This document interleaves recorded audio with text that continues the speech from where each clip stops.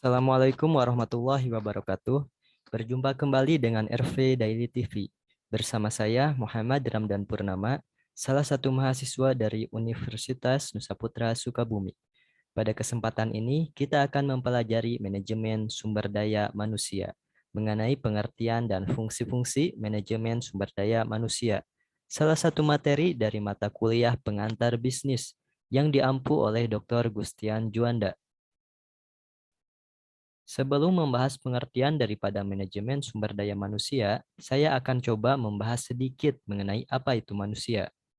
Manusia menurut para ahli dikatakan sebagai makhluk sosial yang harus berinteraksi dengan orang lain, sehingga para ahli mengatakan bahwa manusia berperilaku itu mengikuti fungsi antara integritas, individu, dan lingkungan.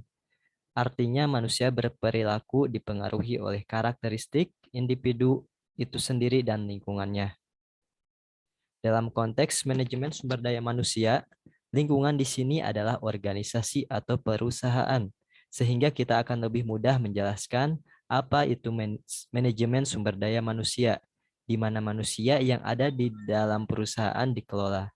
Menurut para ahli, kalau kita bisa menyimpulkan bahwa manajemen sumber daya manusia adalah proses merencanakan, mengorganisasikan, memimpin, dan mengendalikan seluruh kegiatan meliputi pengadaan tenaga kerja, pengembangan karyawan, pemutusan hubungan kerja berdasarkan ketentuan dan perundangan yang berlaku untuk mencapai sasaran atau tujuan individu, karyawan, perusahaan, dan masyarakat. Untuk apa dilakukan semua ini?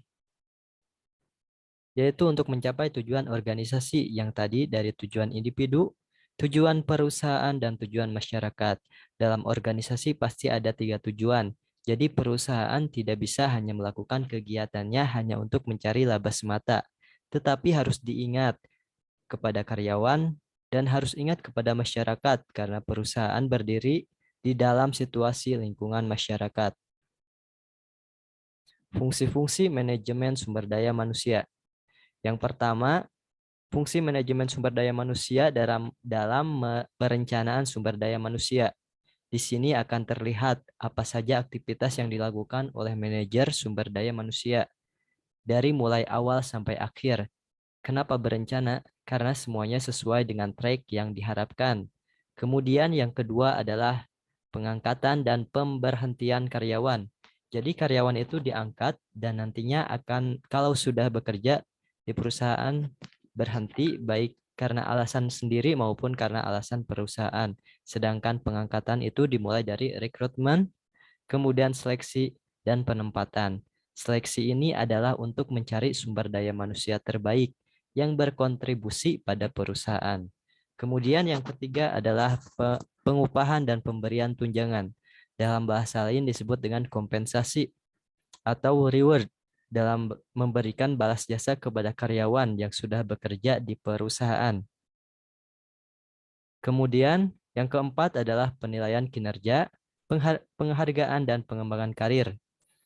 Penilaian kinerja untuk feedback dan dasar penghargaan juga sebagai dasar pengembangan karir karyawan. Fungsi berikutnya yang kelima adalah pelatihan dan pengembangan. Kenapa karyawan perlu dilatih dan dikembangkan? Kapan dilatih dan dikembangkan? Mulai karyawan direkrut, setelah direkrut oleh perusahaan diterima, perlu dilatih.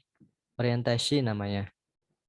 Kemudian setelah bekerja juga tetap perlu dilatih sampai pensiun nanti untuk apa? Agar karyawan bisa meningkatkan kompetensinya. Nah, ini yang disebut dengan pelatihan dan pengembangan.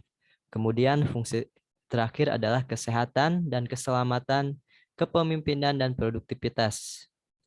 Kesehatan dan keselamatan kerja seringkali diistilahkan dengan K3. Ini untuk apa? Untuk menjamin kenyamanan karyawan dalam bekerja, keamanan karyawan dalam bekerja.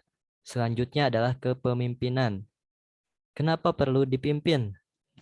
Kalaupun para karyawan sudah memiliki kemampuan dan kompetensi tertentu, kalau tidak dipimpin maka ini hanya akan menjadi kumpulan dari para ahli yang tidak akan menjadi semacam teamwork. Pemimpinlah yang nantinya bertugas membuat para karyawan yang berkompeten tadi menjadi satu teamwork mencapai suatu tujuan, sehingga produktivitas yang diharapkan oleh perusahaan nantinya akan tercapai.